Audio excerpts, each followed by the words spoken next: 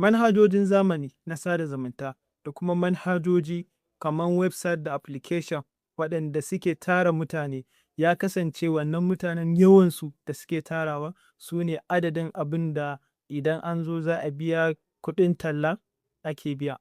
Wannan ta sa bacin da a 2012 Facebook ta siye Instagram, 2014 ta ƙara siye kamfanin WhatsApp. Dalilin wannan an samu kamfanonuwa da yawa waɗanda ba za su iya siyar da manhajarsu ba saboda ci gaban zamani. Wannan ta sa lokacin da kamfanin TikTok ta yi shura wajen ɗora bidiyo ƙanana minti 5, minti 15 har zuwa minti 30.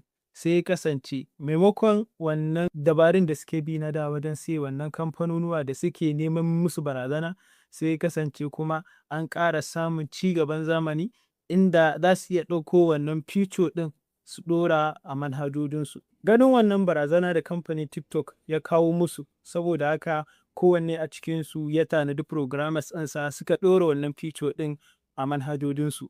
Yayin da kamfanin YouTube ya ɗora wannan feature ya sanya mata suna Shorts, sai kuma Facebook shi kuma ya ɗora wannan feature ɗin ya sa mata Reels, ya ɗora kuma Instagram. Maimakon mayan Instagram ya tattaro ya tafi TikTok kallon short video, saboda haka sun matse shi a wannan wajen ba sai ya je TikTok ba. A nan wajen zai kalli duk irin short videos da yake bukata, na ban dariya ne, na harkar technology ne, na komi da komi. Haka YouTube su ma suka taƙaita fita daga wannan manhajar tasu, musamman su an san su ne da ɗora manya-manyan bidiyo daga minti 1, minti 2 har zuwa awanni har minti 20, awa 40, awa 50 in za ka iya yi, ba su da matsala da kai. Kuma su ma dai ana live a wajen, saboda haka suka ɗora wannan feature ɗin ka shiga ka kalli ƙananan bidiyo domin ka ƙawata, ka samu abin nishaɗi, ka samu ban dariya, maimakon sai ka fita daga manhajar YouTube ka tafi manhajar TikTok. Wannan sai ta sa sai suka rage wannan competition ɗin, sai yanzu ake tafiya da wannan competition ɗin. Da za su zo su ce TikTok siyan mana da kamfaninku, ba za su siyar ba.